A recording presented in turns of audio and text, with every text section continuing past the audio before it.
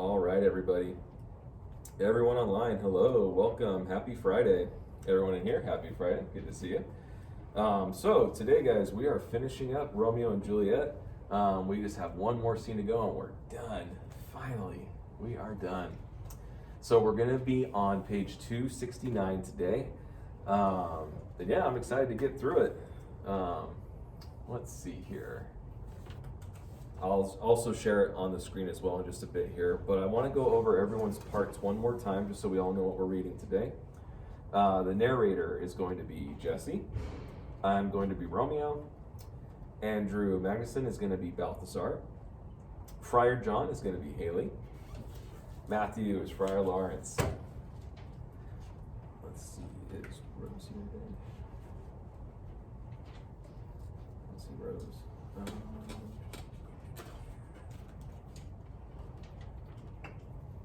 Rose was Paris.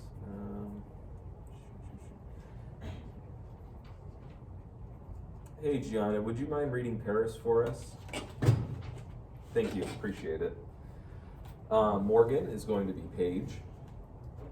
The Chief Watch is going to be Jax. Second Watch will be Johnny. Third Watch is going to be AJ. Jonathan will be the Prince. Mackenzie will be Capulet. I didn't see. There's Mackenzie here. No, Mackenzie is not here today. Shoot. What page is the last thing?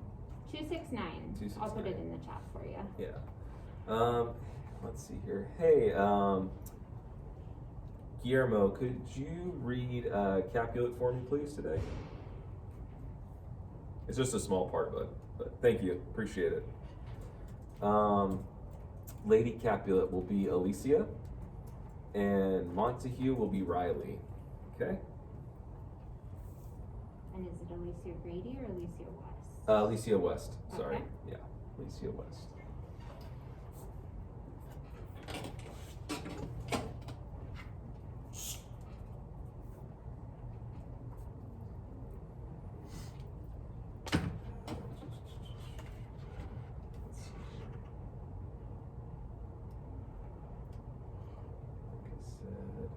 Said Navia, right, for Paris?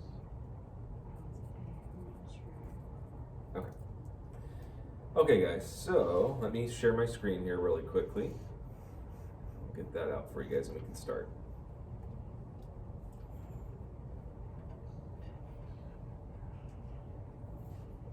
All right, so if you guys remember last time, what happened? We had Friar Lawrence get the news that the letter didn't arrive to Romeo in time, right?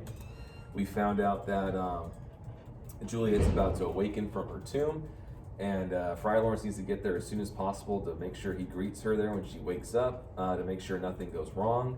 But because of the weird timing and stuff like that, we're going to see how he might get there too late before things unravel. Okay? So let's start scene 3 here. Our narrator, Jesse, let's start right there on scene 3. I'm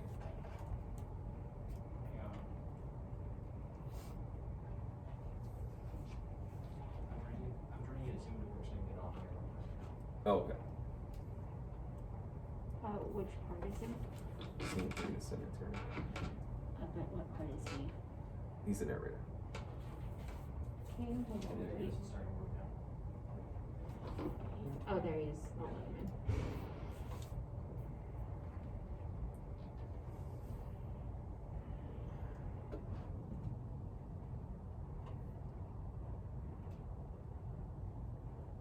Oh man. Fiona's switching from color to It's in scene 3, right? Yeah. Enter Paris and his page with flowers and a torch. Okay.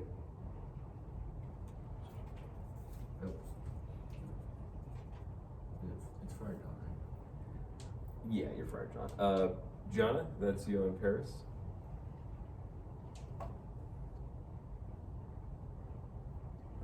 Let's see here. Oh, can you read it one more time? Sorry, I think I might have been muted for a sec. Go ahead. Oh, can you hear me? Yeah, I can hear you now. Okay. Okay, give me thy torch, boy, hence and stand aloof. Yet put it out, for I would not be seen. Under yonder yew tree lay thee all along, holding thine ear close to the hollow ground. So shall no foot upon the churchyard tread, being loose, unfirm with digging up of graves. But thou shalt hear it. Whistle then to me, and as signal that thou hearst something approach. Give me those flowers. Do as I bid thee. Go. Okay, so Paris wants to have his page keep an outlook for anyone that might be coming. Paige wants to put flowers around Juliet's grave in order to honor her. All right. Page aside. I am almost afraid to stand alone here in the churchyard, yet I will adventure. Withdraws. Sweet flower, with flowers thy bridal bed I strew. He strews the tomb with flowers. Oh woe, thy canopy is dust and stones, which with sweet water nightly I will do, or wanting not with tears distilled by moans. The obsequies that I for thee will keep nightly shall be to strew thy grave and weep. The page with The boy gives warning something doth approach. What cursed foot wanders this way tonight, to cross my obsequies in true love's right? What with a torch? Muffle me night a while. withdraws. Enter Romeo and Val with a torch at Maytop. And a crown of iron. Okay. So now we have the page whistles right to Paris here, and let's see here. Sorry, I lost my train of thought. So he whistles to him, and he shows that someone's coming. Paris is going to see that it's Romeo, and they're going to start getting into a fight here in a little bit. Okay. So Romeo's going to start here. Give me that mattock and that retching iron. Hold, take this letter. Early in the morning, see thou deliver it to my lord and father. Give me the light.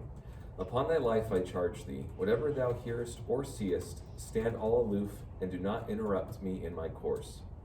Why I descend into this bed of death is partly to behold my lady's face, but chiefly to take thence from her dead finger a precious ring, a ring that I must use in dear employment. Therefore hence be gone, if thou, jealous, dost return to pry. In what I farther shall intend to do, by heaven, I will tear thee joint by joint and strew this hungry churchyard with thy limbs. The time and my intents are savage wild, more fierce and more exhonorable, far, than empty tigers or the roaring sea. Okay, so looking at what Romeo's saying here, he's sort of putting up a front here.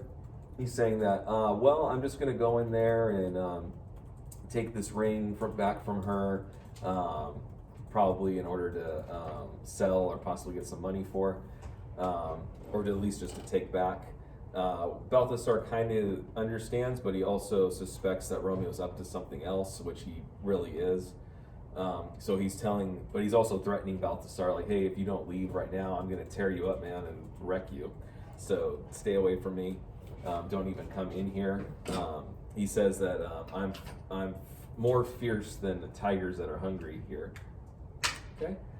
So Balthasar, go ahead.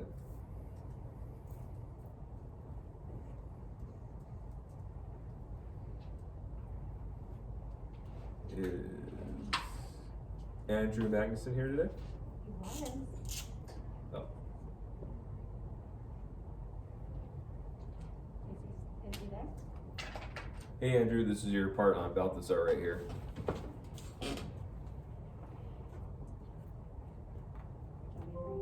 Oh, he's gone. Where's his part? There will be gone, sir. I will be gone, sir, and not trouble you. So shalt thou show me friendship. Take thou that. Live and be prosperous and farewell, good fellow. Oh, maybe Balthazar aside. For all this same, I'll hide me hereabout. His looks fear, and his intents I doubt. Withdraws. Okay, so I think you might still be unmuted, Luke. If you could mute yourself. I'm sorry, Jesse. Sorry. Unmuted. Okay. I don't know, someone else might be unmuted then. Thou detestable maw, thou womb of death, gorged with the dearest morsel of the earth. Thus I enforce thy rotten jaws open, and in despite I'll cram thee with more food. So this is an example here of personification. Romeo's giving the tomb a sort of like a animalistic kind of quality where it could open up its mouth and eat them. And he's comparing himself to food as his dead body, where the tomb would lie. Okay. Romeo opens the tomb. Okay. This is that banished haughty Montague that murdered my love's cousin, with which grief it is supposed the fair creature died, and here is come to do some villainous shame to the dead bodies. I will apprehend him. Stop thy unhallowed toil, vile Montague. Can vengeance be pursued further than death? Condemned villain, I do apprehend thee. Obey and go with me, for thou must die. Okay, so Paris sees Romeo here, and he's ready to fight him. Remember, to Paris, Romeo was the person that killed Tybalt. He's under the assumption that because of Tybalt dying, Juliet grieved to death. But we know that's not true from an audience standpoint, creating a moment of dramatic irony for us. So, because though that Paris thinks this, he wants to fight Romeo right away. Romeo's going to try and stop him though. I must indeed, and therefore came I hither. Good gentle youth, tempt not a desperate man. Fly hence and leave me. Think upon these gone. Let them affright thee. I beseech thee, youth. Put not another sin upon my head by urging me to fury. Oh, be gone. By heaven, I love thee better than myself, for I come hither armed against myself. Stay not, be gone. Live, and hereafter say a madman's mercy may bid thee run away. I do defy thy conjuration, and apprehend thee for a felon here. Okay, so Romeo's trying to stop him here. We see this kind of odd thing here where Romeo keeps calling Paris a youth. He even calls him a boy at one point. Almost because Paris is actually older than Romeo, we know by even about 10 years or so at least, which is kind of odd for Romeo to call him that. It could be in an almost insulting kind of way, is kind of how I would possibly take it. I'm not sure if back then it meant a little bit different, but I think in modern terms, if you're especially older than someone, they're calling you boy, it's kind of like, what? So Romeo responds, wilt thou provoke me? Then have at thee, boy. They fight. Oh Lord, they fight. I will go call the watch. Exit. Oh, I am slain. Falls. If thou be merciful, open the tomb, lady with Juliet. Dies. Now, that was a very intense fight scene, right, guys? Lasted Yeah, about 5-second fight scene. Exactly, very intense. Right, so with that in mind, Paris is gone, and his one last request is to be put in the tomb and laid by Juliet. In an interesting way, Romeo here is actually going to honor that request, his last request, and put him there with in the tomb with Juliet and himself. And we'll see in this next sort of soliloquy by Romeo, he sees kind of a kindred spirit in Paris, and that they both love Juliet. They're both, what was I going to say? Probably the unfortunate people of fate. That they've kind of been, their lives have kind of been uprooted because of all this stuff happening that they feel is out of their control. There is a moment though as well, we'll see a little bit later, that Romeo starts to kind of see that, well, some of this is my fault as well, which we'll talk about too more with tragic heroes at the end of this. So let's get into Romeo here. He says, in faith I will, let me peruse this face, Mercutio's kinsman, noble county Paris. What said my man when my betossed soul did not attend him as we rode? I think he told me Paris should have married Juliet. Said he not so? Or did I dream it so? Or am I mad, hearing him talk of Juliet, to think it was so? Oh, give me thy hand, one writ with me in sour misfortune's book. Again, with Sour Misfortune's book, he's placing blame on fate. I'll bury thee in a triumphant grave. A grave? Oh, no, a lantern, slaughtered youth. For here lies Juliet, and her beauty makes this vault a feasting presence full of light. Death, lie thou there by a dead man interred. Lays Paris in the tomb. Okay. Romeo says here that Juliet's life is body is so beautiful that it actually illuminates the tomb. Okay. So this is the last soliloquy here from Romeo. It's the last time we hear from him. So let's get into it here. How oft when men are at the point of death have they been merry, which their keepers call a lightning before death. Oh, how may I call this a lightning? O my love, my wife, death that hath sucked the honey from thy breath hath had no power yet upon thy beauty. Thou art not conquered. Beauty's ensign yet is crimson in thy lips and in thy cheeks, and death's pale flag is not advanced here. So an interesting little note to make right there. Again, this twist of dramatic irony, right? We know that Juliet's not actually dead. Therefore, there's no reason for her to actually be pale or look like she actually died. But Romeo thinks she has. But to him, this is just confirming her beauty even more, that death can't even stain her as she is dead. A pretty red flag. Yeah. Pretty good red flag. Yeah, a little bit of one, right? And then he also sees Tybalt in the tomb as well. Tybalt, liest thou there in thy bloody sheet? Oh, what more favor can I do to thee than with that hand that cut thy youth in twain to sunder his that was thine enemy? Forgive me, cousin. Ah, dear Juliet, why art thou yet so fair? Shall I believe that unsubstantial death is amorous, and that the lean abhorred monster keeps thee here in dark to be his paramour? For fear of that, I will stay with thee, and never from this palace of dim night depart again. Here will I remain with worms that are thy chambermaids. Interesting little instance of personification there. Oh, here will I set up my everlasting rest, and shall the yoke of inauspicious stars from this world wearied flesh. Eyes, look your last. Arms, take your last embrace, and lips, O you the doors of breath, seal with a righteous kiss, a dateless bargain to engrossing death. Come, bitter conduct, come, unsavory guide, thou desperate pilot, now at once run on the dashing rocks thy seasick weary bark. Here's to my love. Drinks. O true apothecary, thy drugs are quick, thus with a kiss I die. Falls, enter fire warrants with lantern, crown, and spade.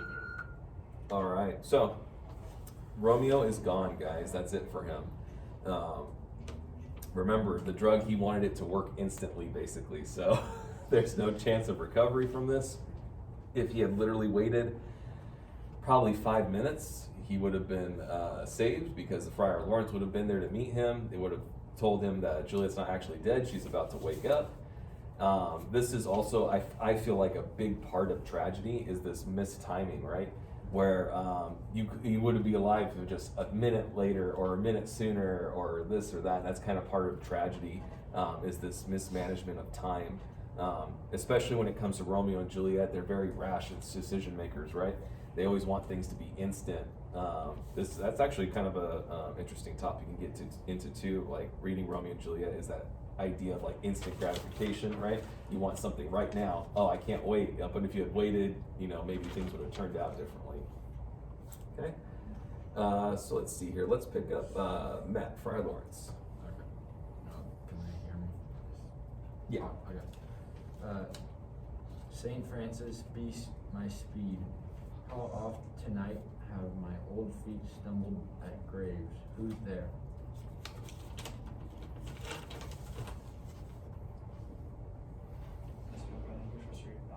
I thought Andrew was back. Oh, yeah. Oh, you're good. Here's one, a friend, and one that knows you well. Bliss be upon you. Tell me, good my friend, what torch is yond and that vainly leads his light? He grubs and eyeless skulls. As I discern, it burneth in the caplet's monument. It also, holy sir, and there's my master, one that you love. Who is it? Who is it? Balthazar? Romeo. How long hath he been there? Full half an hour. Go with me to the vault.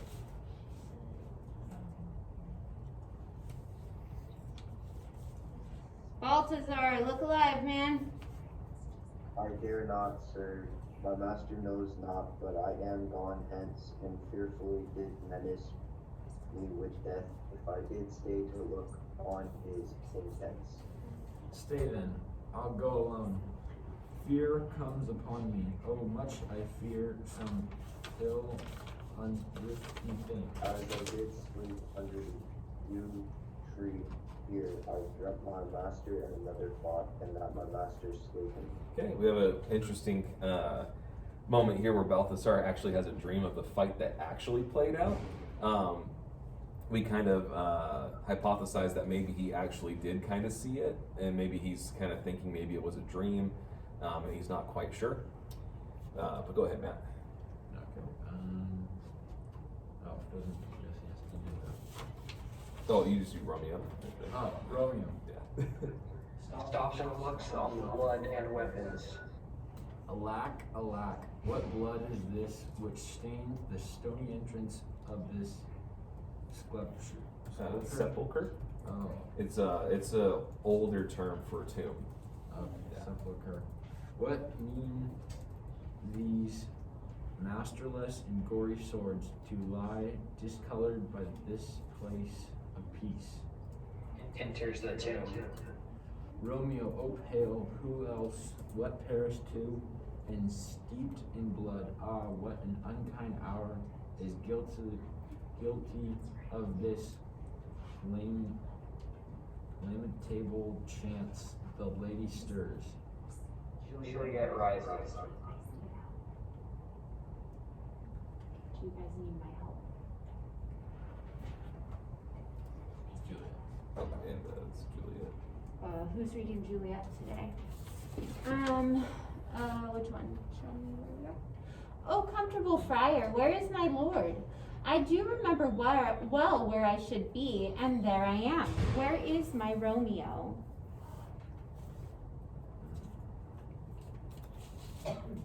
Where is my Romeo, Friar Lawrence? Where is he, Friar Lawrence? Oh, okay. I hear some noise. Lady, come from that nest of death, contagion, and unnatural sleep. A greater power than we can contradict hath thwart our intents. Come away. Okay, so we have another instance here of someone placing the blame on fate, right? Friar Lawrence is saying there's a greater power that has thwarted our plans. So once again, we see this this blaming of fate for their problems. Okay, and then this is still right here. Thy husband in thy bosom there lies dead, and Paris too. Come, I'll dispose of thee among a sisterhood of holy nuns. Stay not to question, for the watch is coming. Come, go, good Juliet. I dare no longer stay. Okay, so we have kind of an odd moment here where the friar's kind of trying to cover his tracks, avoid the blame, right? So right now, Juliet's woken up. She really doesn't have anything to lose by going back to her family. She could easily restart her life over again. Remember, she's a noble. They'll probably be happy that she's alive, even if they found out the truth. You know, they might be angry, but you know, at least she's alive and she can kind of continue her life from there. But Friar Lawrence kind of tries to cover his tracks here by saying, "Oh, look, I'll take you to a nunnery instead, and there you can live out your days, and I'll be basically good to go." But Juliet's going to have none of that. So go ahead, Juliet. Go, get thee hence, for I will not away. Exit Friar Lawrence. What's here? A cup? closed in my true love's hand? Poison, I see, hath been his timeless end. O churl, drunk all and left no friendly drop to help me after? I will kiss thy lips, haply, some poison yet doth hang on them, to make me die with a restorative.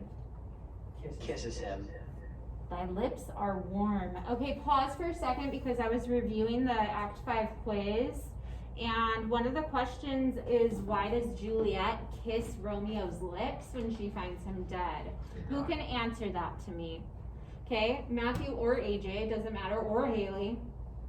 Because she wants to get the poison on him so she can, like, put the poison in her. Yeah, she's hoping there's enough poison left on his lips that it'll kill her too. But no luck. It doesn't work. Okay, so also I think there's a question too about this line, thy lips are warm, right? She kisses him and she notices his lips are warm, which shows us what?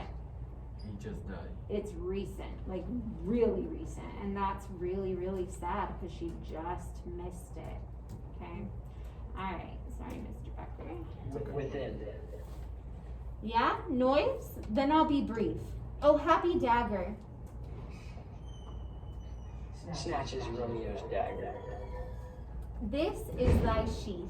There rust and let me die. She stabs herself and calls into her watchman with the page of Paris. Okay.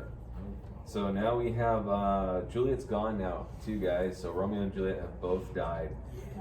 Yeah, yeah, yeah. No, they're both gone. And we also see some kind of interesting lines here from Juliet, right? She refers to the poison friendly. She refers to the dagger as happy. And she says she would die with restorative. So all these things, she's thinking about death in almost a positive light because she wants to be reunited with Romeo like immediately. It's pretty hardcore too, being able to stab yourself right in the heart to kill yourself. That's intense. That's crazy, I think. Yeah, absolutely. It takes some strength. Sure yeah, does, me too, yeah. especially to stab yourself in the chest, right? Because it's not like you can get. Like a part where like it has like extra bone or something. It's like your Yes, sternum. your chest plate, right? Yeah. Okay, or your breastbone is another word for it. But keep in mind too that she's like, it's not like she can get behind some strength. She's using her arm like this, She just goes like that, right? yeah. Okay, so that's hard to get enough force behind that, right? What if she didn't just forward? Yeah, that's just.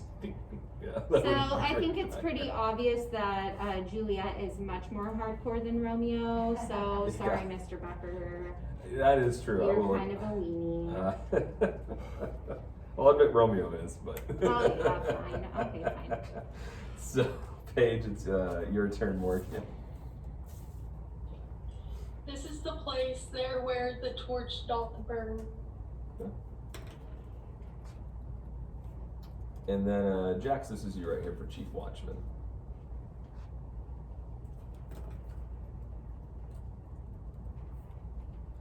Churchyard. Go some of you you find attached.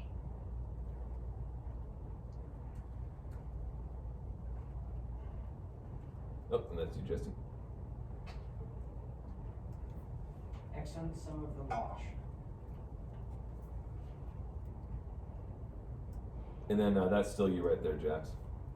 Yeah, I'm in that. Oh, gotcha. Sounds good. Who here hath lain this 2 days buried? Go tell the prince, run to the Capulets, raise up Montagues, some other search. Exeunt the others of the watch. The ground whereon these whose they do lie, but the true ground of all these piteous whose we cannot without circumstance decrease. Recenter some of the watch with Baladar. Second watch, this is Johnny right here.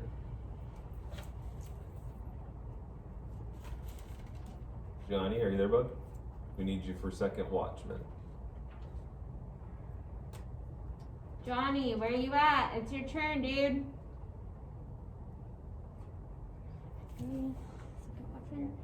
Yeah. Here's Romeo's man. We found him in the churchyard.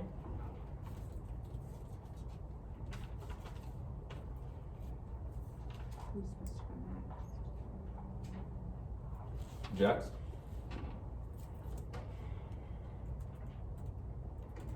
You guys, you have to pay attention and be on top of it when it's your turn. This is taking twice as long because people aren't reading their lines.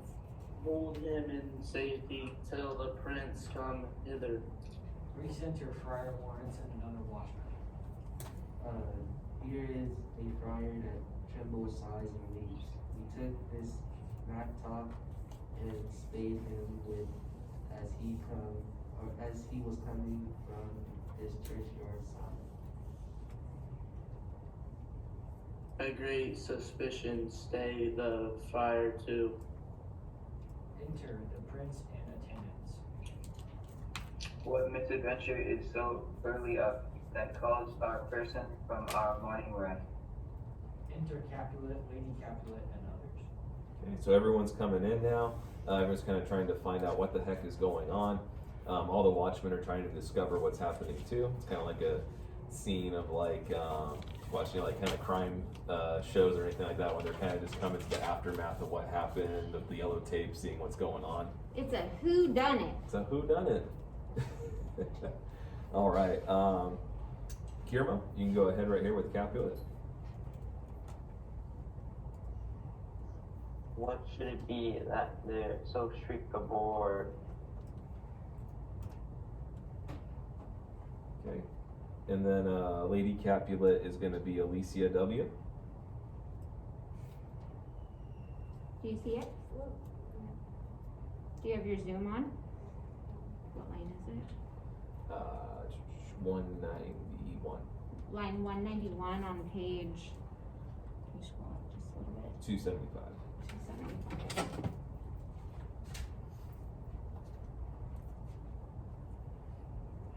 Lady Capulet, your Lady Capulet. The big boy in the street cried, Romeo, some Juliet, and some Paris, all run with open outside toward our window.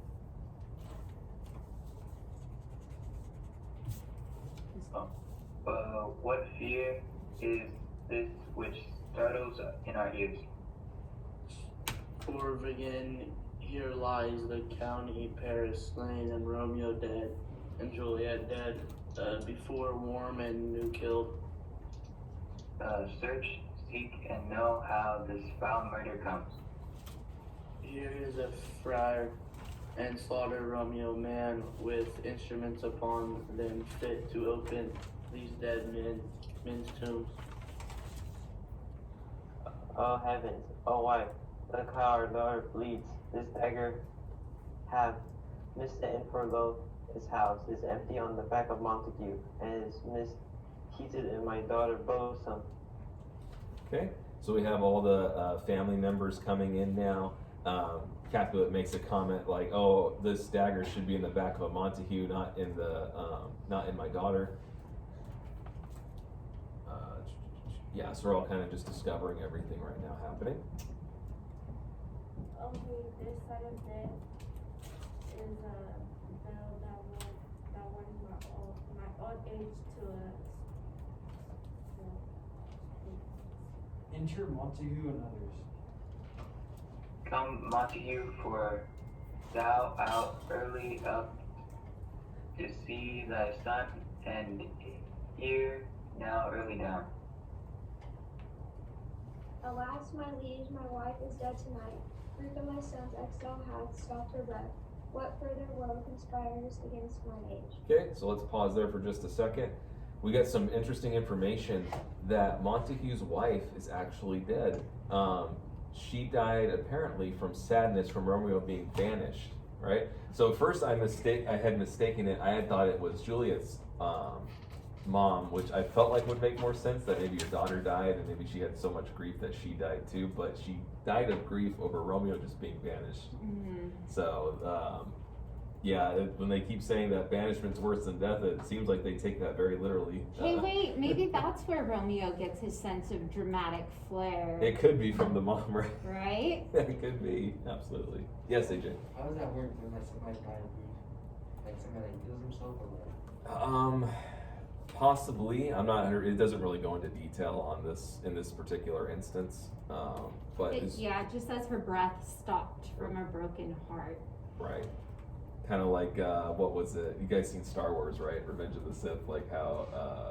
Oh, you guys have it. Oh, okay. Some of you guys have, but where I think it's Padme that dies of like a broken heart or something like that. Yeah. So similar kind of thing, Shakespearean drama. Who died of a broken heart. Right. Okay, so Andrew, you can go ahead with the prince right there. Look, and thou shalt see. O thou untaught, what manner is in this to press before thy father to your grave? Seal up the mouth of outrage for a while till we can clear these ambiguities and know their spring, their head, their descendant, and then will I be general for your woes and lead you even to death. Meantime, forbear, and let mischance be slave to patience. Bring forth the parties of suspicion. I am the greatest, able to do least, yet most suspected, as the time and place doth make against me of this direful murder. And here I stand both to impeach and purge myself condemned and myself accused. Okay, so we're going to see Friar Lawrence basically spill the beans here. He's kind of been caught red-handed with like the shovel and like the pickaxe and stuff, like running around the graveyard. So they're like, "You look the most suspicious, man." So they brought him to them, and he does leave out a key point though that would probably make him seem more guilty. Right, you guys might be able to catch it. It was something that took me a couple reads to see what he leaves out here. But we'll see if you guys might be able to catch it as well. So go ahead, Matt. Oh, wait, I'm sorry. This is the prince right here, right? So go ahead, Prince. Sorry. Then say at once what thou dost know in this.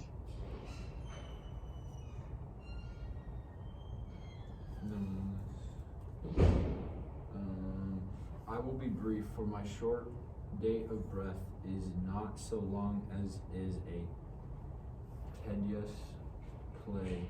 Romeo there dead was husband to that Juliet, and she there dead, that Romeo's faithful wife. I married them in their stolen marriage day was Tybalt's doomsday, whose ultimate death banished the new made bridegroom from this city, for whom and not for Tybalt. Juliet pinned you to remove that siege of grief from her betrothed, and would have married her perforce to Count Paris. Then comes she to me, and with wild looks bids me devise some mean to rid her from this second marriage. Or in my cell there would she kill herself. Then gave I her, so tutored by my art, a sleeping potion which so took effect as I intended, for it brought her on her the form of death. Meantime, I writ to Romeo that he should hither come as this dire night to help to take her from her borrowed grave. Beginning the time the potion's force should cease, but he which bore my letter, Friar John, was stayed by accident, and yester night returned my letter back. Then all alone at the prefixed hour of her waking, came I to take her from her kindred's vault, meaning to keep her closely at my cell till I conveniently could send to Romeo. But when I came some minutes ere the time of her waking, her untimely lay the noble Paris and true Romeo dead. She wakes, and I entreated her, come forth and bear this work of heaven with patience. But then a noise did scare me from the tomb, and she, too desperate, would not go with me. But as it seemed, did violence on herself. All this I know, and to the marriage her nurse is privy. And if aught in this miscarried by my fault, let my old life be sacrificed some hour before his time unto the rigor of servant's law. Okay. Thanks, Matt. I know that was long. So, Friar Lawrence does leave out a small key part here. What do you guys think it is? It sounds mostly legit, but there is one thing he kind of left out here. The plan, right? The plan to sneak Juliet out to Mantua. All right, that might make him seem a little more guilty there if he had revealed that little tidbit of information. Just a little bit, yeah, just a minor detail. I plan to, just sneak them out of the city so that they can live their lives together. But he does admit to a lot of other things. So it is kind of interesting that the prince just basically forgives him in the next sentence. Go ahead, Andrew. We still have known thee for a holy man. Where's Romeo's man? What can he say in this? I brought my master news of Juliet's death, and then in post he came from Mantua to this same place, to this same monument. This letter he early bid me give his father, and threatened me with death, going in the boat if I departed not, and left him there. Give me the letter, I will look on it. Where is the county's page that raised the watch?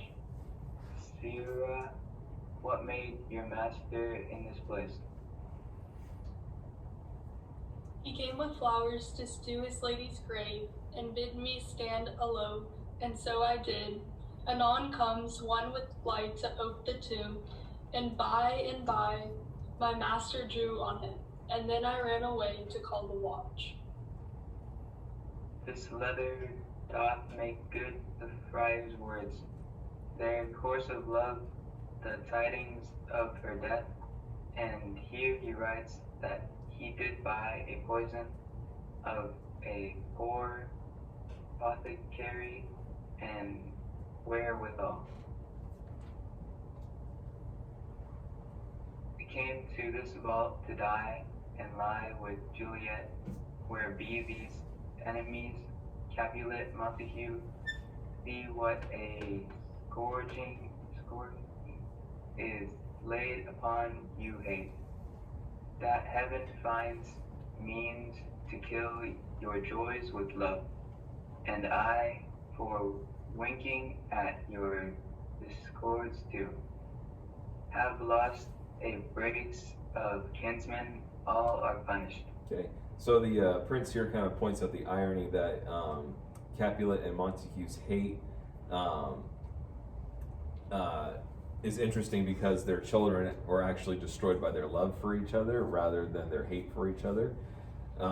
He also recognizes that he's also lost quite a few kinsmen as well because of their fighting, and everyone's in these parties has lost somebody important to them. Okay, Guillermo? Oh, brother Montague, give me thy hand. This is my daughter's jointer, for no more can I demand. But I can give thee more, for I will raise the statue in pure gold. That wild Verona by the creator's name, there shall no figure at such great be set as that of true and faithful Juliet. As rich Romeo thy his lady's life, or sacrifices of art and enmity. Okay. So Montague and Capulet are both going to raise up statues of both Juliet and Romeo in gold that they'll kind of keep as like an everlasting monument to them. So let's finish it out, Prince. Glooming peace this morning with it brings. A sun for sorrow will not show his head. Go hence to have more talk of these sad things. some shall be pardoned, and some punished. For never was a story of more woe than this of Juliet and her Romeo. Excellent. That's it, guys. What? We finished. We have finished. Oh my gosh. Congrats, guys. Did awesome. You guys happy?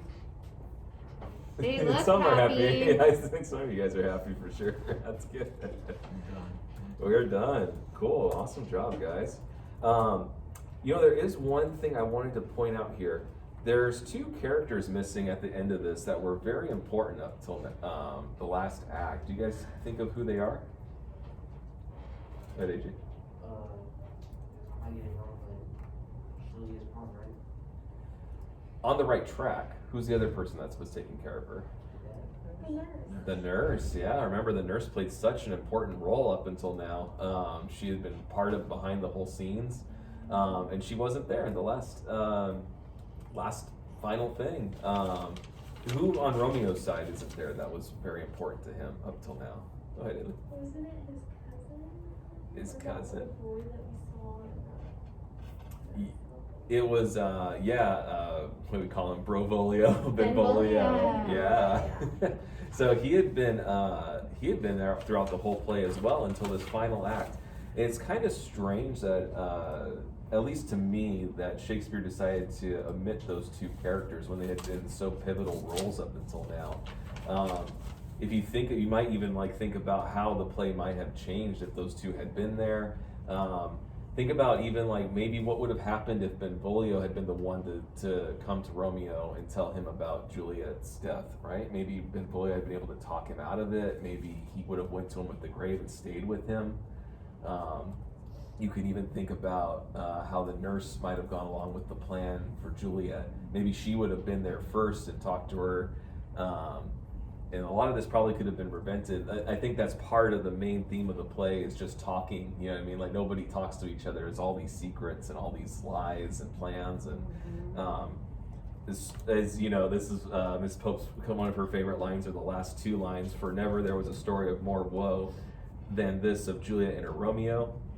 It acts as like a warning, right? This play about being rash in your decision making. Keeping lies and secrets and how these all can play out negatively in your life, right? That's part of the beauty of storytelling and why we love English so much is because of all these themes that really play over into real life, right? Mm-hmm. Cool.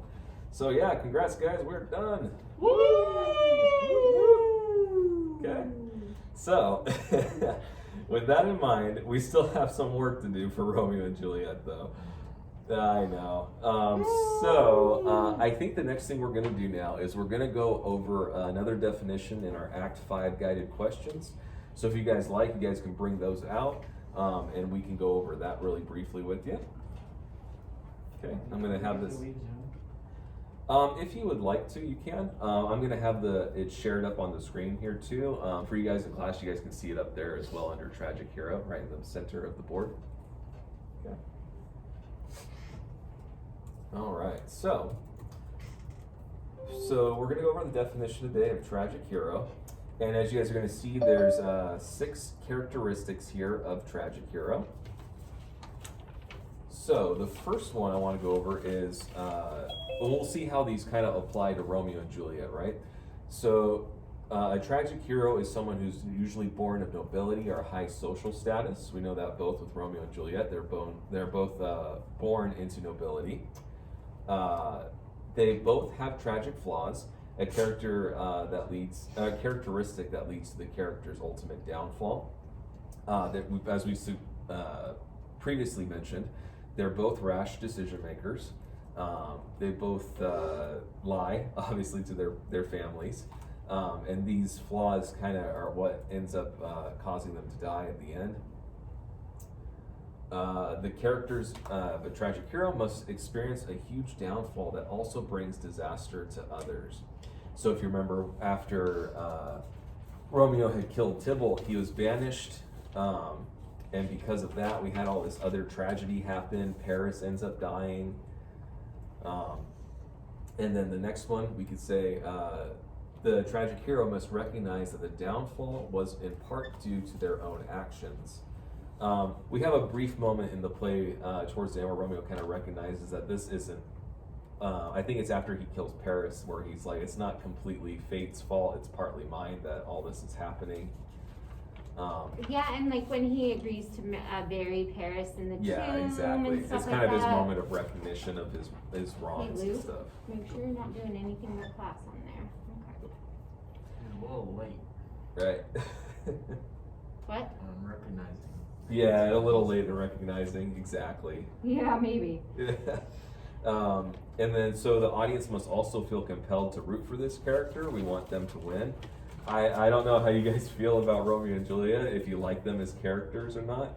A lot of people are shaking their heads no, some are, yeah. But even if you don't, that's we hope the audience, after you've written the characters, the audience will connect with them in some way and hopefully root for them. And then we also have, finally, the character's fate is usually much worse than they deserve. So Romeo and Juliet, if you guys maybe think about like your own lives, maybe you've hidden a secret from your parents, right? Maybe you could think about, what if you dated somebody and your parents didn't want you to and they found out. Maybe you'd get talked to, maybe you get in trouble some way, you might get grounded at the worst, but more than likely, hopefully, you're not going to die from it, right? So the fate is usually far worse than what the character deserves. Can anyone think of any sort of tragic heroes, any modern ones, maybe from like a superhero movie or anything like that? I don't know if it's tragic, but Iron Man. Iron Man, exactly. So Iron Man was actually the one that fourth period also recognized as well. So if you kind of go by each point, you can see that Iron Man was born of high social status, right? He has the tragic flaw that he's very cocky, he's very into himself, he's kind of oblivious to the things that go on around him because he's so into himself.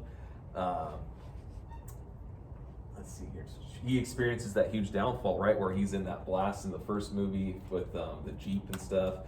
So he ends up being captured by terrorist cell, and he has to find a way to escape. And he recognizes that the downfall was in part due to his own actions, right? Because he wasn't having oversight of his company.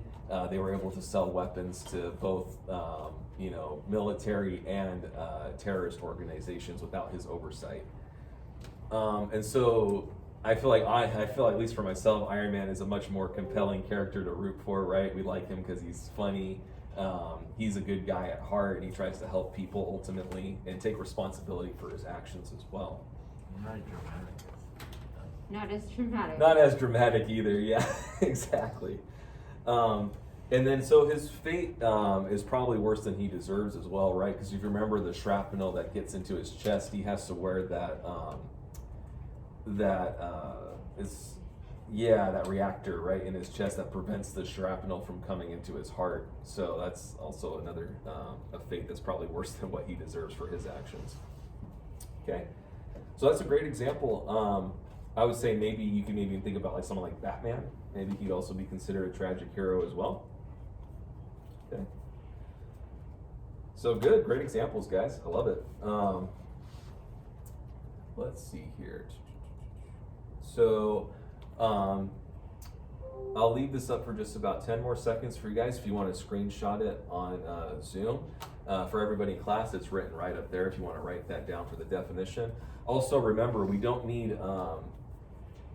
every single bullet point here for an example on the right. Just one of them will be fine, okay? So if you find something that recognizes like their nobility or high social status by birth, you can just write that right there for the example, okay? Sweet. So we're going to stop there, and I think we're gonna. So we're gonna move on from that. I'll leave it up for just a little bit longer. But what we want you guys to do next is to bring out your journals. So the first half of this is gonna be journal 6. The first half of your page, you guys, we want you to tell us about your spring break. What did you do? Did you go anywhere? Have any fun? Even if you just slept in and played video games, that's great too. That's pretty much what I did and worked out. If you guys, Games? Yeah. I've been playing a lot of Battlefield. Battlefield? Yeah. 4? Me too. Her So too. you play Battlefield? I honestly prefer Yeah, Team PS4 Fortress and 2. Xbox. Team Fortress 2 is fun as well. Absolutely. Yeah, PS4 and Xbox. I don't have And I think anything. I was just you being have sarcastic. Oh. because like I have some vacation in like cosmetics. Yeah, absolutely. That's fun as well. Yeah. Especially when getting an unusual first ed box, like seriously. All right, sweet. And then so the second part of the journal too, on the next half of your page, what we guys want you to do is just kind of get your thoughts right now of who do you think is the most to blame for Romeo and Juliet's deaths. You guys don't need to do like any citing or anything like that, but just kind of just give your initial thoughts for half a page, okay? And that's it, guys, for now. We're gonna work on this probably for the next 15 or so minutes. And then we'll come back in a little bit to give you guys a little bit more information as well before the end of class. Mr. Becker, Can you make me a photo Yes. so I can I go to the bathroom? Yeah. Yes, that's fine.